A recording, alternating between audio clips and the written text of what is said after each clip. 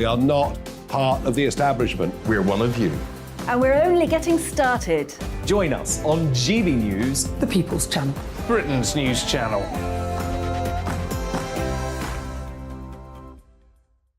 Hi there, it's Stephen and Anne. At breakfast from 6 a.m, you'll always be caught up with everything you need to know, the latest headlines, opinions and debates. We'll bring you the good news and the bad, but most of all, we're here for you. Remember, send in your views and let us know what you would like us to talk about. That's because we're your news channel. And every morning at 6 a.m, it's breakfast on GB News. My name's Tom Harwood and join me 9:30 a.m. every weekday for The Briefing, your one-stop shop for everything you need to know about what's going on in politics today. I wonder if this is a deal that might need to be like the biscuits in this factory, twice baked. Is there not an opportunity here to win out against the extremes? Tom Harwood, GB News. What are you going to do about it?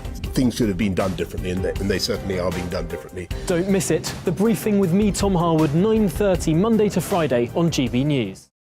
Where would you like to go? Just take me to the studio, please, mate. You know where you're going. I've got a show to do. Friday Night Feast on GB News, 7 p.m. And it's like nothing you've ever seen before. We take a different angle on the week's biggest news stories. The viewers and listeners set me some absolutely mad challenges to do. We tried to rehome a rescue dog. And yes, there's some other wacky stuff in there as well. I feel like I could take on the world.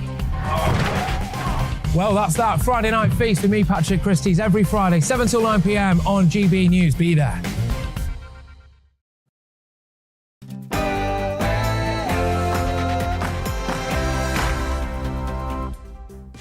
Hello there, it's 6 o'clock. I'm Michelle Dewberry, and this is Dewbs & Co, the show where we'll get into some of the things that have got you talking tonight.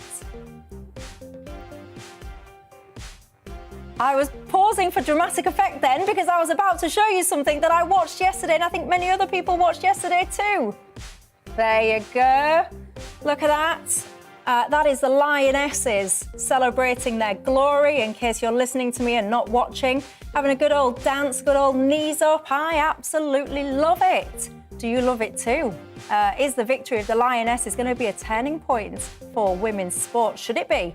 I want your thoughts on that one. Also, sticking with a slightly football theme on this, taking the knee. There's conversations happening now about whether or not it should continue into this new football season.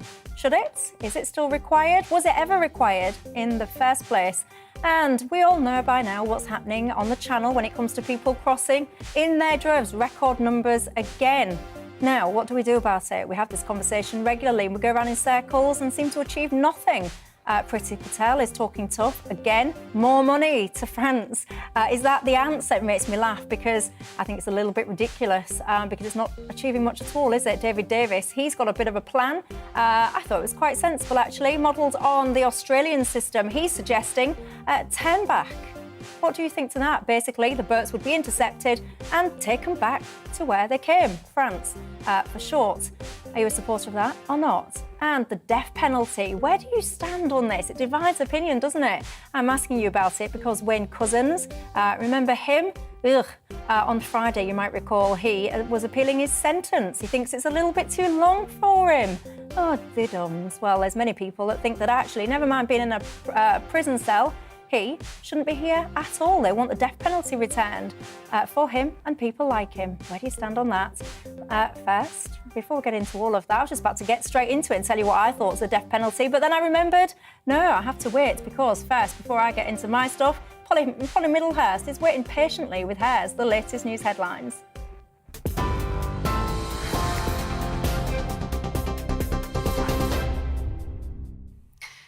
Michelle, thank you. Good evening. The top story on GB News. The Court of Appeal's judges have refused to allow an appeal against their ruling that Archie Battersby's life support treatment will be stopped tomorrow. An application to delay switching off the 12-year-old's ventilator has failed. He's been in a coma since April. Archie's parents say they'll now try to appeal to the Supreme Court directly. The Court of Appeal has given until midday tomorrow, after which the Royal London Hospital will be able to end Archie's care. Well, in other news today, political leaders and dignitaries have attended and gathered in Lisbon in County Antrim for the funeral of Lord David Trimble. The former Ulster Unionist Party leader and Nobel Peace Prize winner died last week at the age of 77 following an illness. Lord Trimble played a key role in forging the 1998 Good Friday Agreement that ended decades of conflict in Northern Ireland. And as Michelle was saying, the Lionesses have celebrated their historic Euro 2022 women's football win at Trafalgar Square in London today. Thousands of fans gathered to see the winning trophy being lifted. Take a look.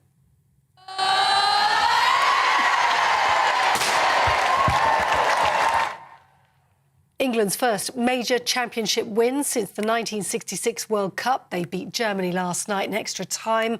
A record crowd of over 87,000 fans were at Wembley to witness that historic event for themselves.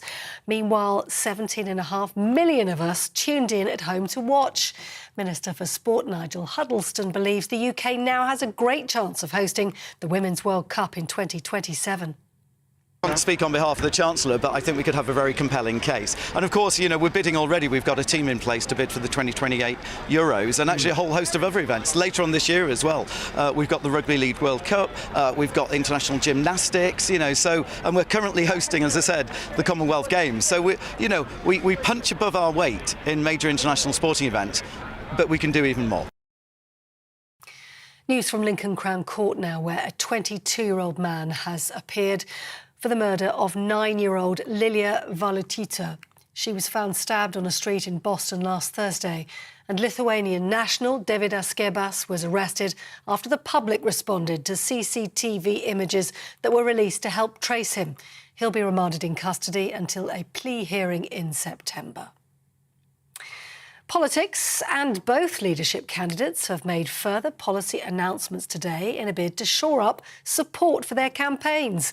Liz Truss has vowed to remove EU red tape in an effort to improve the nation's food security, she says. The Foreign Secretary also promised to tackle staff shortages in farming, partly caused by post-Brexit restrictions, with a short-term expansion to the seasonal workers scheme. Secretary of State for Work and Pensions Therese Coffey is backing Liz Truss.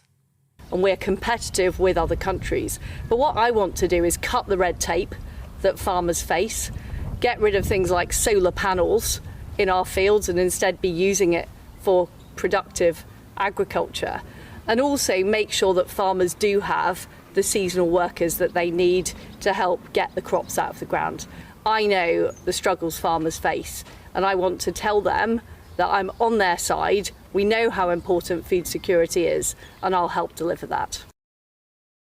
Liz Truss. Meanwhile, Rishi Sunak has committed to taking 4p off income tax within 7 years if he becomes Prime Minister. The former Chancellor saying he had a plan to cut the basic rate from 20p in the pound to 16p.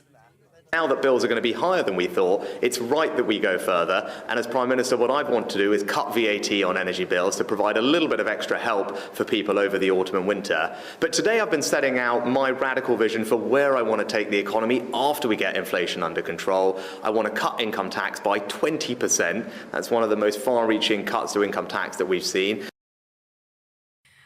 And as you've been hearing, GB News has been told the number of small boats arriving in the UK has hit a record level today, with the largest number of people crossing on a single day this year. More than 600 migrants are being processed as a result in Kent today, after the authorities seized around a dozen small boats over a 10-hour period. More than 3,500 people crossed the Channel in July. That's the highest monthly total this year. And lastly, Ukraine's infrastructure minister says a ship carrying grain has finally left the port of Odessa for Lebanon under a safe passage agreement. It's the first vessel to depart as part of a deal to unblock Ukraine's Black Sea ports. Turkey and the United Nations came to a grain and fertiliser export agreement between Russia and Ukraine last month. Meanwhile, Russia has banned entry to 39 UK officials, including the Labour leader Sir Keir Starmer and the former Prime Minister David Cameron. That's it. You're up to date with the news on TV, online and on your radio via DAB+. This is GB News, where now it's time for Dewbs & Co.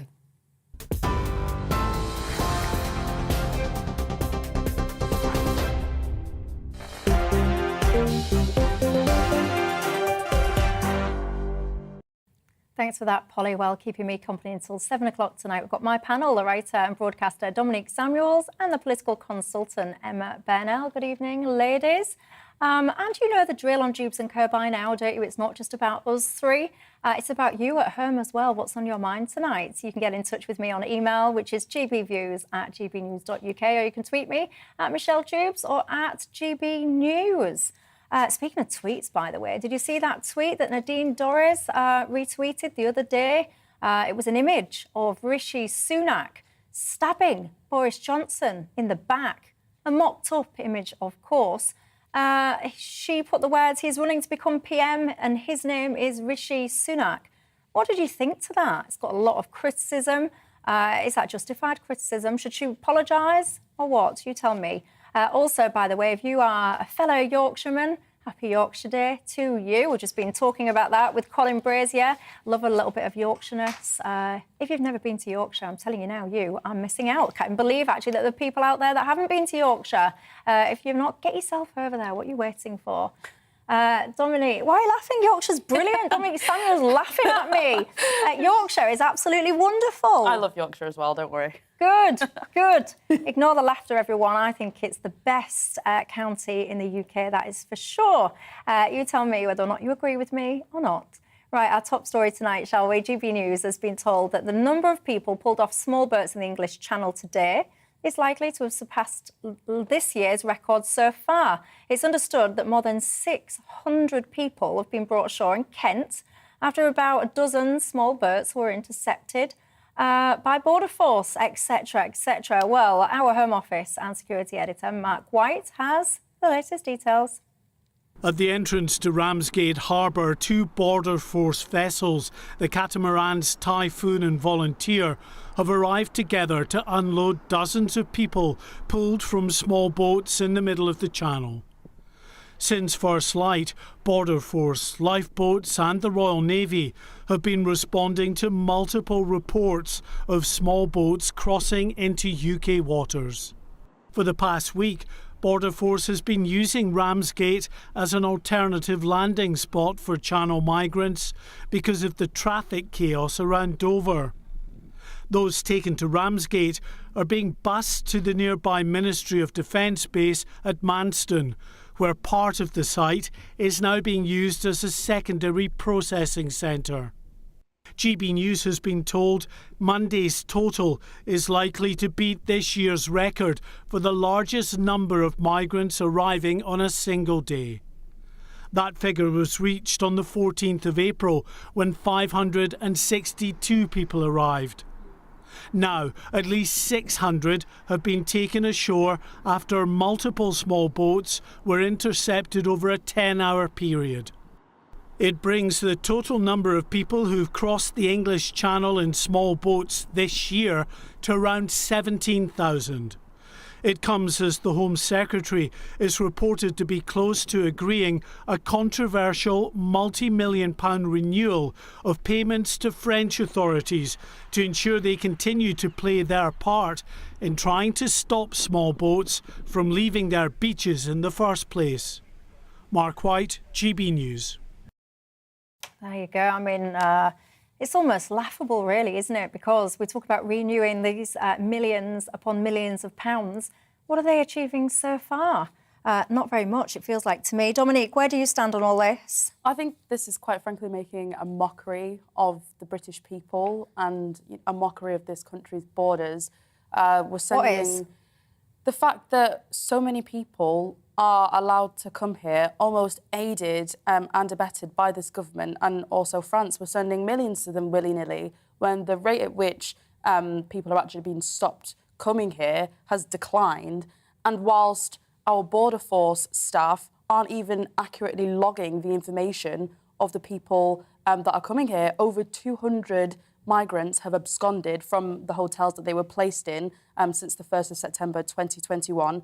And a large number of those people hadn't even had their identities logged. So that's anonymous people in our country posing a risk to the British public. And what's Priti Patel's response? How do you know they're posing a risk? Because you don't know who these people are. You don't know if they've committed crimes before in a different country. You don't know how old they are, really. You don't know what kind of state of mind they're in. You don't know if they're terrorists or anything. You don't know anything about these people, and you're letting these people into this country and not actually doing your due diligence. And to say the response to that, Priti Patel, is to send more millions to France, I think is laughable. What would actually work and give them some incentive to come to the negotiating table is turning the boats back to Calais, because they have no incentive to keep migrants in their country. It's a problem that nobody really wants, let's be honest. Yeah, and talking tough on this, by the way, I was David Davis, I mentioned that in the intro. He did a piece, I think it's this weekend actually, where he's saying that actually the UK has followed Australia down the route of, offshore processing. So we talk about Rwanda. And he was saying that was the wrong part of the Australian policy to follow. He feels that we should be following them on what's called pushback, turn back, which is basically where you intercept these boats and tow them back to where they've come, in this case, France. I mean, I think there are two different tracks in this story, one of which is the government's failure to grip what they want their policy to be and deliver that for the people that they want to deliver it for. The other is whether that's the right approach. So David Davis is saying basically that the government's policy is failing. I think we can probably all agree on that. Whether or not you agree that the government's approach is right in the first place might be where we would differ. I'm literally here to be your woolly liberal lefty voice on the panel. And I do think that when we talk about people in these desperate situations, nobody's going to take this journey without being pushed into it. There is a definite push factor as to why they're choosing to make these journeys. I think we are in danger of sometimes losing our... I don't really understand what you're saying. What I'm saying is no... Push factor to leave France. But it's the push factor to get to the UK. They are more likely to have contacts here, have family members here. That's why they're coming here. That's a pull factor for that bit of the journey. But the whole journey as a whole that they sign up to when they're coming from very dangerous and difficult places. Well, there are a lot of things that we could do. France. There are a lot of things that we can do in a lot of different ways. Point, surely they're coming from. They're coming from these. Some of them are coming from France across that last leg of the journey, but they don't sign up at the beginning of the journey. The journey doesn't start in Calais. This is what I'm saying. But more than that, I'm saying I'm aware that we're going to differ on the treatment of migrant policy. I think we're agreeing on the fact that whatever you want that migrant policy to be, it's being poorly delivered.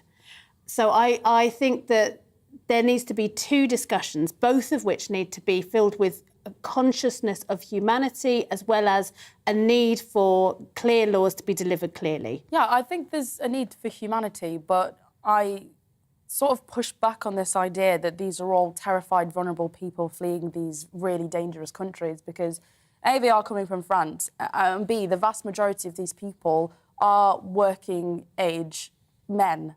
And if it was women and children that were overwhelmingly coming here, I think we could all agree that they are extremely vulnerable groups of people. But the vast majority of these people, over 90%, are males. Are you saying it's not possible to be vulnerable if you're a working age man? It's not impossible to be vulnerable if you're a working age man, but working age men are more likely to be conscripted into the armies and the battles that are happening in these countries. Yeah, but because these are working age men, they're more likely to be coming here for reasons other than simply safety, that being economic reasons. There's a reason why so many of these migrants that are coming on these boats are disposing of things that could mark their identity, like passports, phones, disposing of these and dropping them into the sea, and that's a fact. It's been filmed, them doing this. So if they were all extremely desperate, like a lot of people on the left are saying, why would they get rid of markers of their identity? I mean, you say they've been filmed as if that's a data point that says all of them are doing it.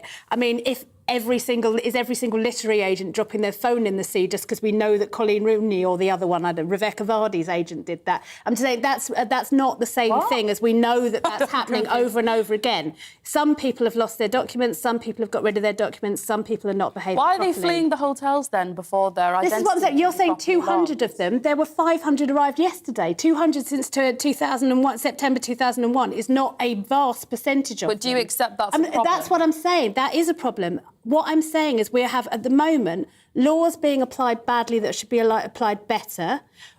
I believe that I would like to change the way that we talk about the migration situation overall. But we have a democratically elected government who are failing at what they've said they'll do to the majority of people who disagree with me. What do you say back to that?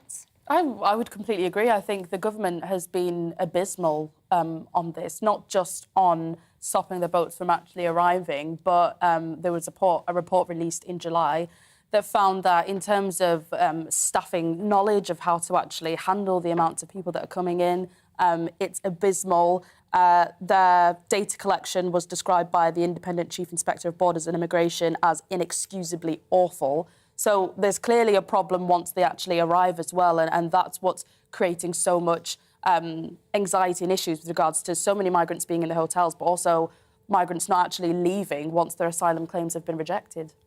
So what do we all think then to David Davis' idea that I was mentioning earlier on, which is emulating the Australian, it's called Operation Sovereign Borders, we referred to it before.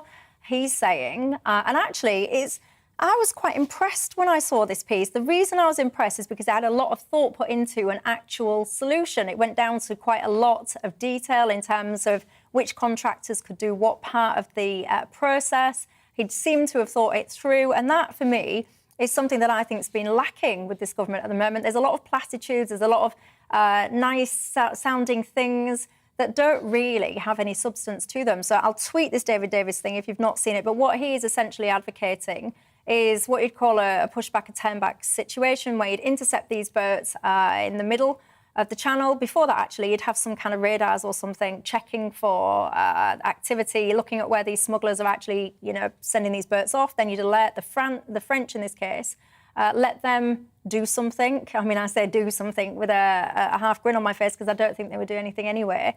And if they still continued that journey, you'd intercept them.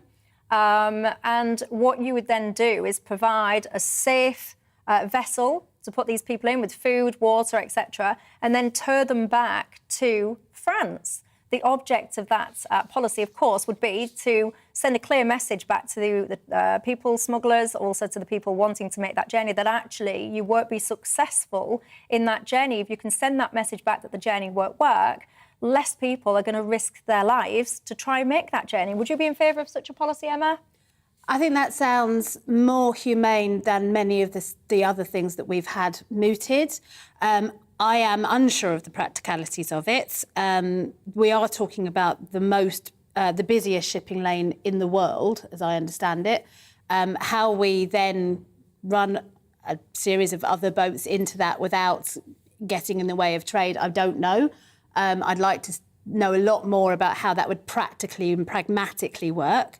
I'm not ideologically against it. I want to see that it would work. I have questions about this government's ability to contract boats. Last time they tried to do that, didn't we end up with a set of ferries that were actually running on the terms and conditions of a pizza restaurant? Yeah, I vaguely remember something like that. I would like to see a pragmatic trial. I'm not ideologically against that as a way of looking at how we do push back, but I do think there are ways of intervening far earlier in people's journeys, way of dealing with people smugglers in the original countries of origin that might be better and actually, in the end, cheaper for the UK government and better in terms of the migrants and the people's lives that are being, turned upside down. Yeah, and just to directly respond to your point, by the way, in the piece that David Davis writes, he referenced what you say about the busy shipping lanes. He says, since the primary driver for any government agency should be safety, no matter the nationality, the French Coast Guard should intercept these fragile inflatables crowded with people before they enter the major sea lanes that run down the middle of the English Channel. So there you go. His plan would be you get your satellites or whatever, your radars up, you spot this activity while it's happening, you tell France about it, you give them the opportunity to get involved before the risk really kind of turns to its peak. And then, if they don't do anything, you intercept those boats, put the people in more robust, steady boats, and take them back. I have to say, on balance, that sounds like common sense to me, and I'm not sure why it hasn't previously been implemented. It sounds a lot more simple to me than getting people and sticking them over to Rwanda or something like that. That is the question. I would like to know why it hasn't been implemented, because there probably are reasons, and I'd like to hear what those were before making any final decision. Who would you? There you go. She wants the reasons before making any final decision. Not that I get to make decisions. Yeah, there you go. Yes, it'll all come down to Emma. Priti Patel's going to watch Dewbs and Co. She's going to present these ideas, and if it flies with Emma Burnell, then Priti is going to give them the nod. I think that's how the process is going to work. You tell me at home, by the way, where do you stand on this? What do you think to more money? What do you think to the whole turn back, push back, whatever you want to call it, that David Davis is suggesting? Lots of people. I mean, Owen is saying, the thing that's coming through thick and fast is the deterrent is what's needed. The deterrent isn't working. Like Rwanda, people will say, well, Rwanda's not been a deterrent, but that's probably because it hasn't happened yet. If it did happen, maybe it would be a deterrent. I don't know. Paul says, Michelle, of course we should be taking migrants back to France. Peter says, why don't we start taking French fishing boats licence away? And that might cajole the French government into acting and taking this responsibility seriously.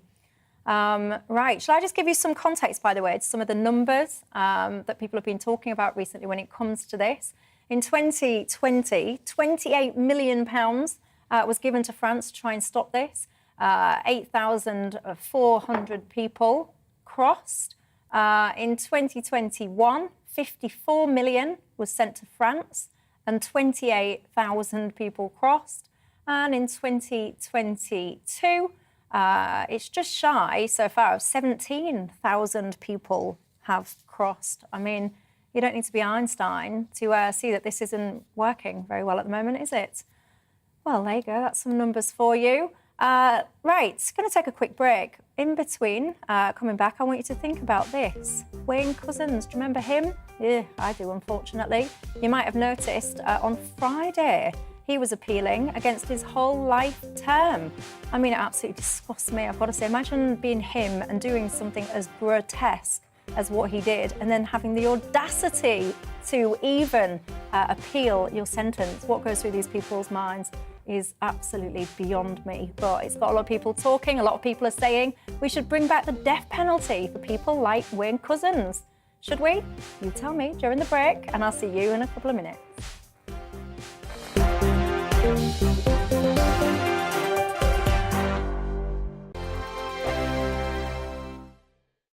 We are GB News. We're right across this great nation. On TV. On radio. On digital. Absolutely everywhere. We don't talk down to you. We embrace all voices with honest and civilised conversation. We are not part of the establishment. We're one of you. And we're only getting started. Join us on GB News, the People's Channel, Britain's news channel.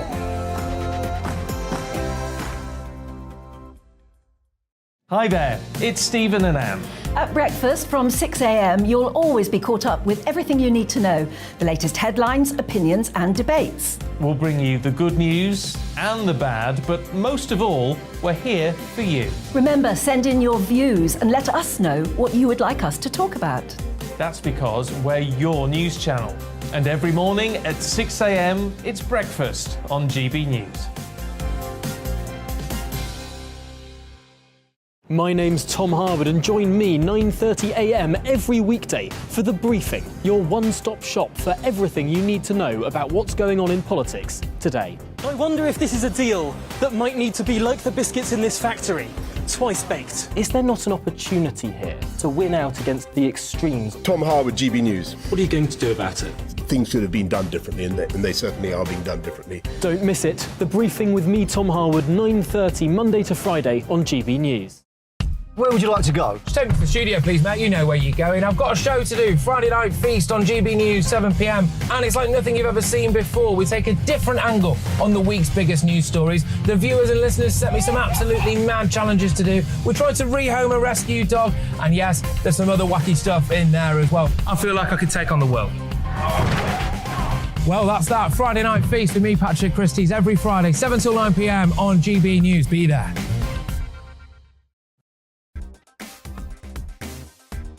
Coming up on The Mark Steyn Show, after war veteran Harry Miller was arrested for the crime of inciting anxiety, Reclaim Party leader Lawrence Fox, who was at the scene, joins for his first interview since the incident. It's been another record-breaking month for migrant channel crossings. Former Sun editor Kelvin Mackenzie asks, when will the madness end? Plus, as Marine Le Pen joins the plight of the Dutch farmers by blaming the EU for their climate tyranny, Eva Vladingerbroek will be telling Mark how she's been showing her support too. All that and more on The Mark Steyn Show tonight at 8 o'clock.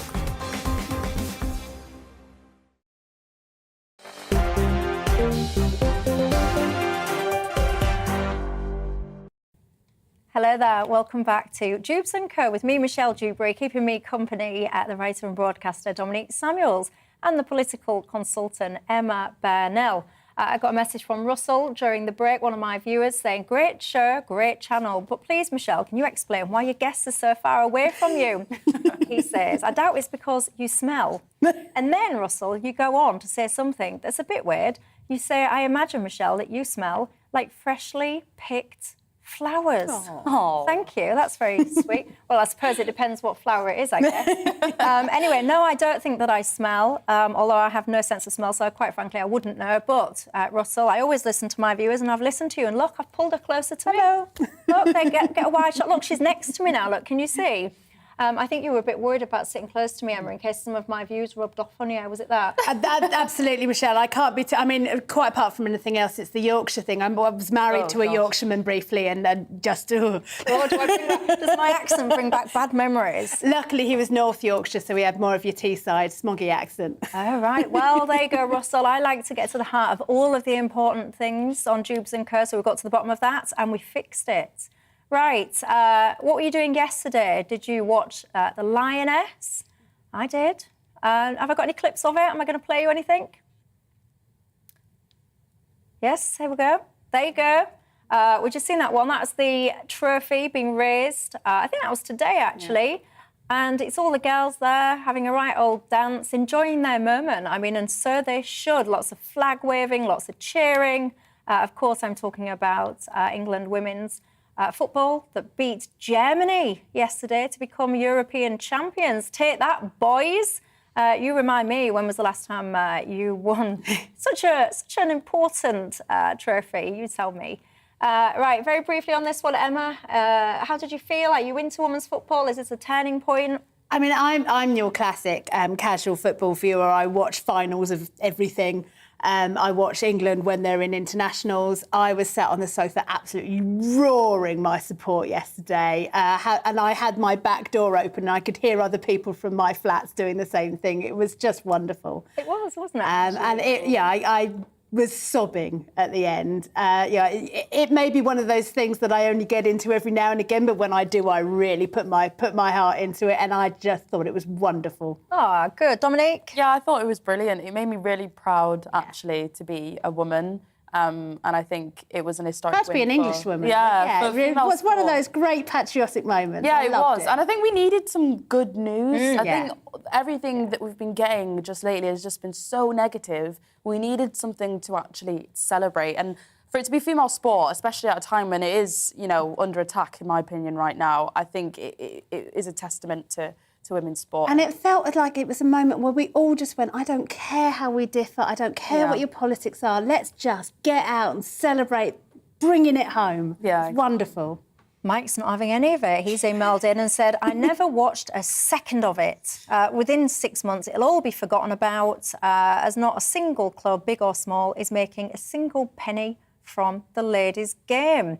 Got to say, Mike, one of the challenges that the sport will have is because right now, today, everyone's talking about it. You know, it's everywhere, isn't it? It's front page news, literally, today. And everyone's into it. It's brought with it a hype, a positivity, an energy, an inspiration. And let's face it as well, if you've got a teenage girl or even just a daughter or a granddaughter, full stop, I mean, would you rather your daughter look up to some of these women on the football pitch yesterday or people like the Kardashians? I know which one I'd prefer my child to look up to. But Mike does make an important point, and it's something that you briefly touched on there, Emma, as well. For women's football to progress, whether that's commercially or whatever it is, it's got to have the eyeballs, it's got to have the demand and the audience.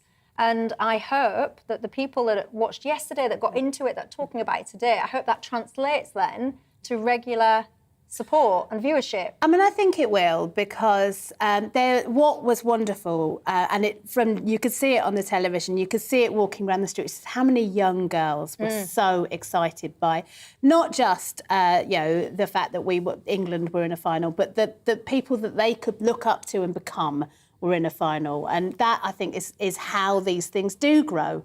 I think the game's been growing over time. If you look at, the last 20 years of the women's game in football, 20 years ago, it was almost nowhere, almost nothing talked about. And I think that it really has accelerated.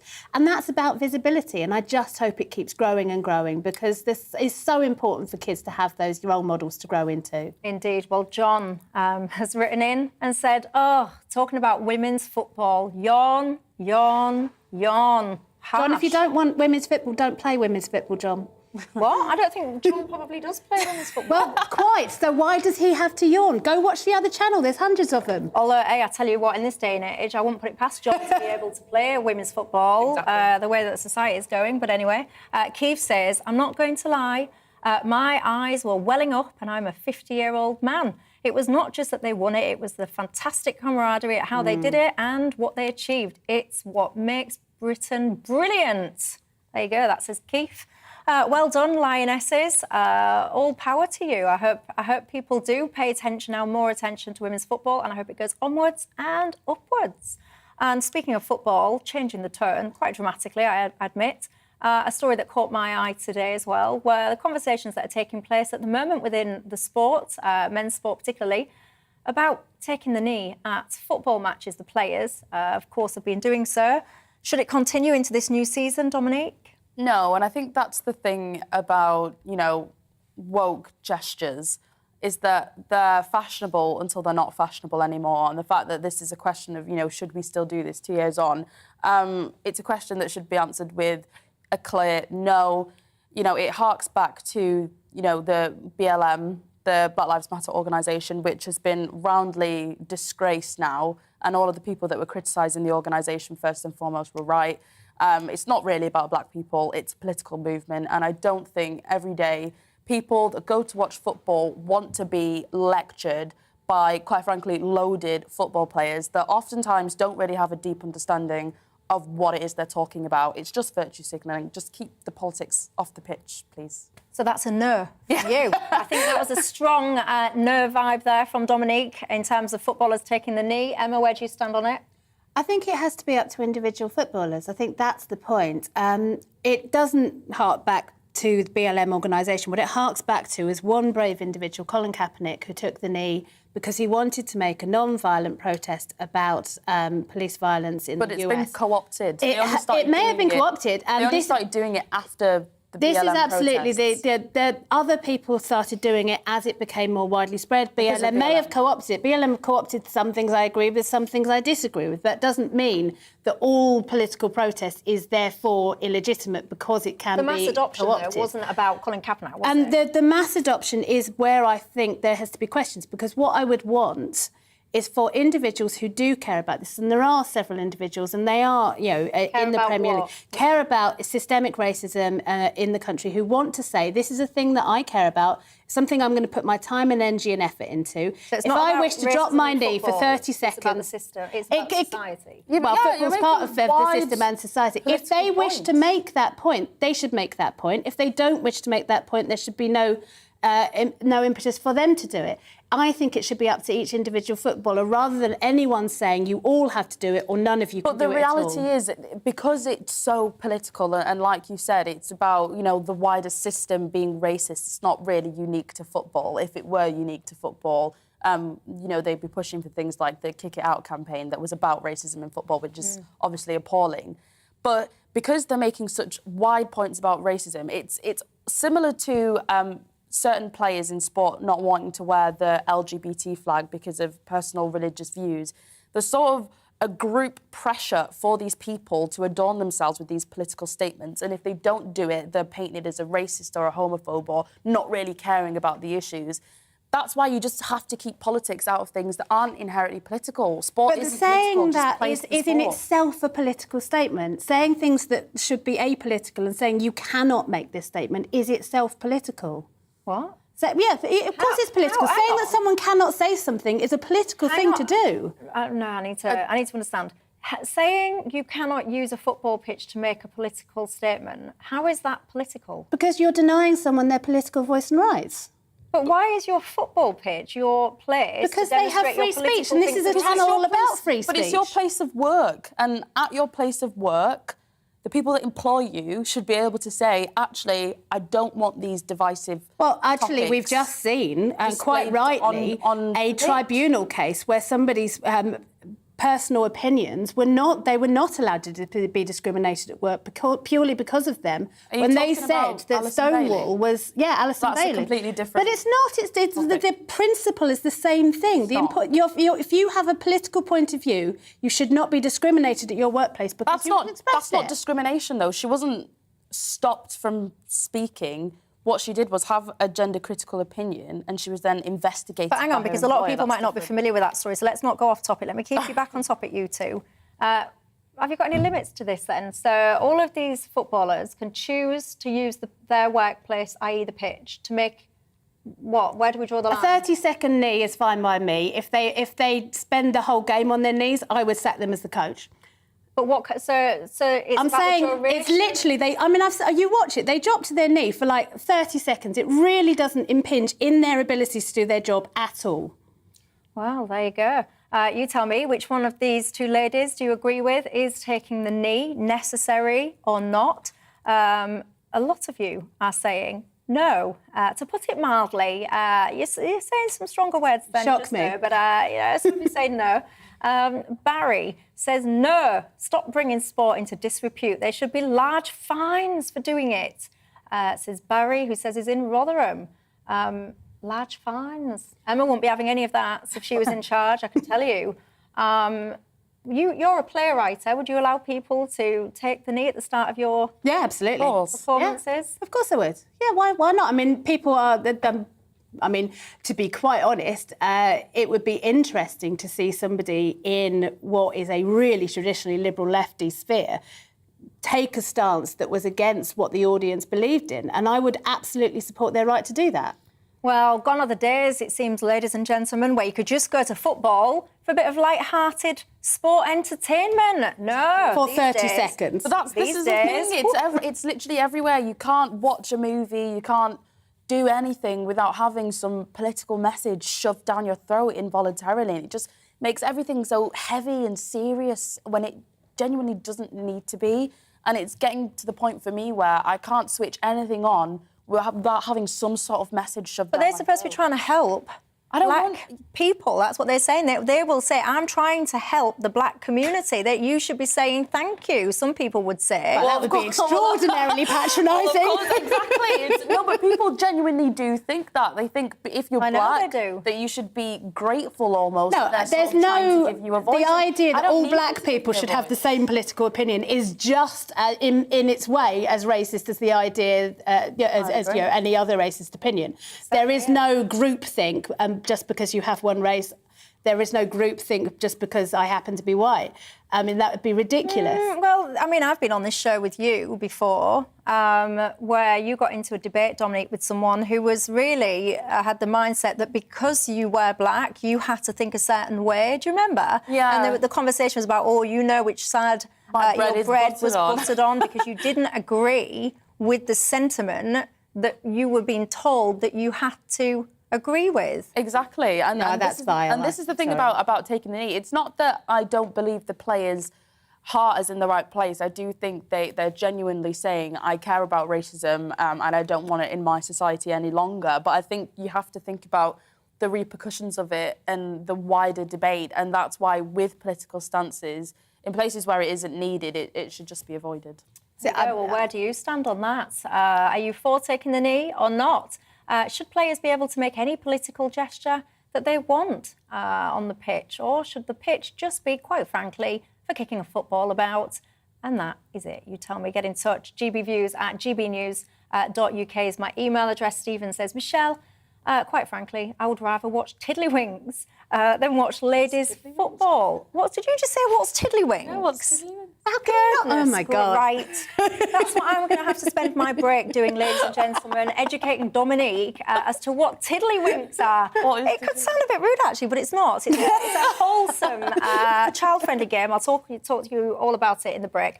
Paul says, I love Michelle's accent. I love the way she says Bert. I keep expecting her to say Reynolds after it. I know what you're saying there, Paul. Right, enjoy your break. I'm going to teach Dominique about Tiddlywinks. When we come back, I'll be talking to you about the death penalty. Where do you stand on the whole thing? Should there be such a thing or not? I'll see you in a couple of minutes.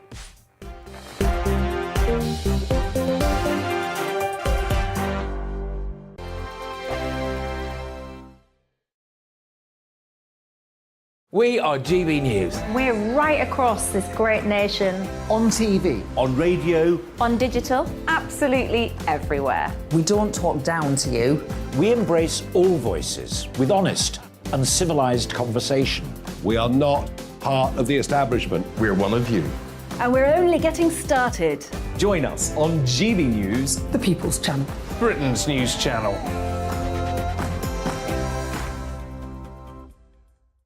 Hi there, it's Stephen and Anne. At breakfast from 6 a.m, you'll always be caught up with everything you need to know, the latest headlines, opinions and debates. We'll bring you the good news and the bad, but most of all, we're here for you. Remember, send in your views and let us know what you would like us to talk about. That's because we're your news channel. And every morning at 6 a.m, it's breakfast on GB News. My name's Tom Harwood and join me 9:30 a.m. every weekday for The Briefing, your one-stop shop for everything you need to know about what's going on in politics today. I wonder if this is a deal that might need to be like the biscuits in this factory, twice baked. Is there not an opportunity here to win out against the extremes? Tom Harwood, GB News. What are you going to do about it? Things should have been done differently, and they certainly are being done differently. Don't miss it. The Briefing with me, Tom Harwood, 9:30 Monday to Friday on GB News. Where would you like to go? Just take me to the studio, please, mate. You know where you're going. I've got a show to do. Friday Night Feast on GB News, 7 p.m. And it's like nothing you've ever seen before. We take a different angle on the week's biggest news stories. The viewers and listeners set me some absolutely mad challenges to do. We tried to rehome a rescue dog. And yes, there's some other wacky stuff in there as well. I feel like I could take on the world. Well, that's that. Friday Night Feast with me, Patrick Christie's, every Friday, 7 till 9 p.m. on GB News. Be there.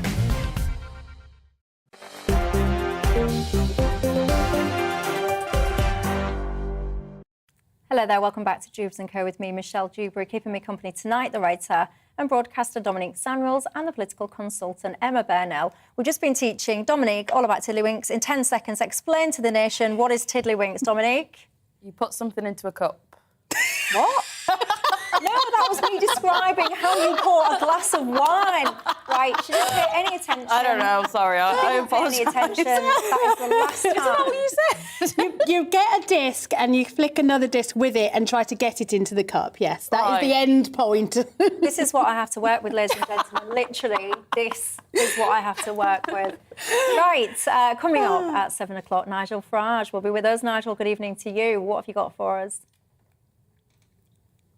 Good evening, Michelle. Well, of course, the ballot papers are going out, so we will talk about the pledges, endless pledges now being made by both Truss and Sunak.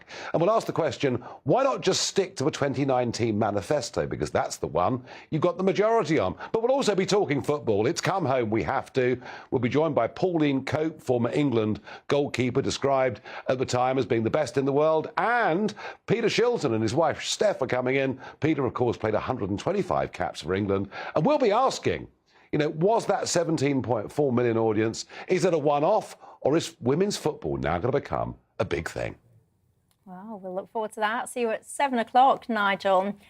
Right, if you was paying attention to the news on Friday, you will have noticed Wayne Couzens, do you remember him? He failed in his appeal against a whole life sentence for the rape and murder of Sarah Everard. I was desperate to talk about this, so I was on Friday, but we were, of course, fixing the nation then, so I saved it for tonight. Couzens will die, apparently, behind bars when it's his natural time to do so. Many people there have been in touch about this particular case, and there's others as well, saying that this is the kind of case that should see the death penalty return to the UK. The last time someone was executed in the UK was 1964. And that's been the end of it. But where do you stand on it? I'll pick up with you, Dominique, on this one. The death penalty, should it be a thing? I think it rests upon the idea of evil existing. And I think as a society, we need to acknowledge that evil does exist. And when people are evil and do evil things, we also need to accept that those people are beyond rehabilitation. And for that reason, I do support the death penalty, and I always have supported the death penalty, but for specific crimes. So for particularly depraved murders, like the one that Wayne Couzens committed, and specifically for child murder and child abuse that involves torture. That's very specific. And when you that is quite specific. Yeah, no, it's very specific. And when you look at the polls, though, there's a number of YouGov polls on this, on supporting capital punishment, and a majority of the public, over 50%, and only about 38% disagreed on this. The public would actually support the death penalty for child murderers. And when you look at how these people are treated, for example, John Venables, the creature who murdered that 2-year-old boy, James Bulger, you know, $5 million in total was spent on him since 1993, and this was an article in 2017. But he was like, a 10-year-old boy? What, would you have killed a 10-year-old boy? I wouldn't have killed a 10-year-old boy, but I would have waited until he was an adult, and I think he should happy 18th birthday. Yeah. Oh, sorry, I think he should have got a special room for you, I'm serious. I think he should have got the death penalty. If you can murder, torture and harm a child, if you can commit depraved murders, you're beyond rehabilitation. I think you should. Oh, I can tell you, I remember the James Bulger situation well, and it was appalling then. And now, thinking about it now that I've got a 2-year-old boy, it does completely different things. And he went things back into prison for child abuse images. So beyond rehabilitation. Emma Burnell? I agree there are some people beyond rehabilitation. Where I disagree is with the idea that the state has the right to take a life. That obviously there are grey areas. I'm not a pacifist, so I agree the state has a right to send people to war, which involves taking life. But I philosophically disagree with whether the state has the right to withdraw life as a punishment. Going beyond that philosophy, and that's something that you either believe in or don't believe in.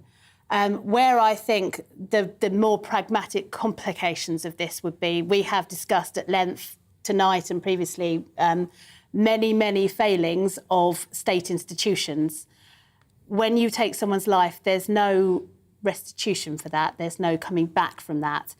One state failure of, the death penalty for somebody who didn't deserve it is too many. I just think that's. But you would do it in cases. You would do it in cases where it's like beyond. There's no doubt that this person has done these things. There's no doubt. You've got your DNA evidence, your CCTV, or whatever it is. Like Arthur Labinjo Hughes, the two people that murdered him, that was supposed to be his parent.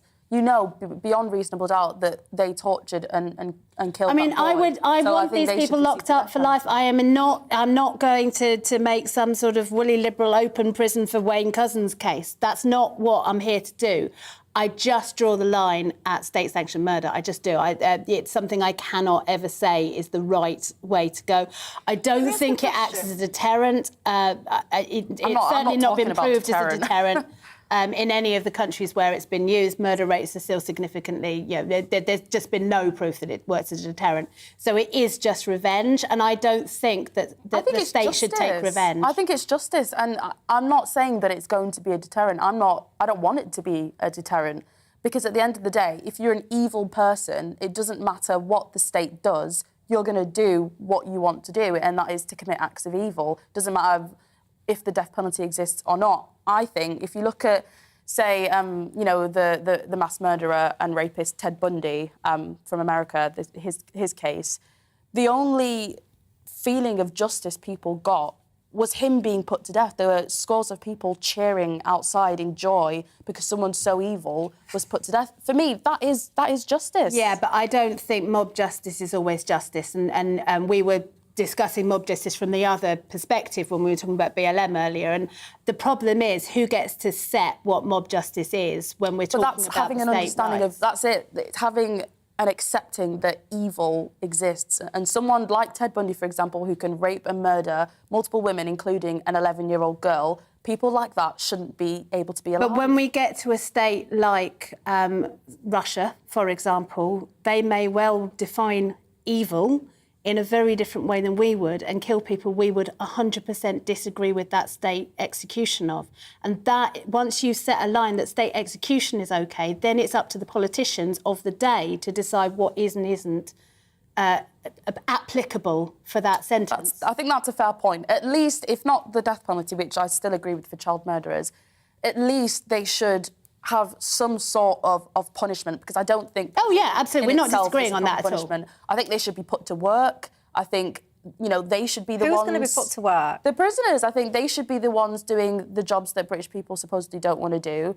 I think they should so you want some absolute wrong-un, some serial killer, someone that's...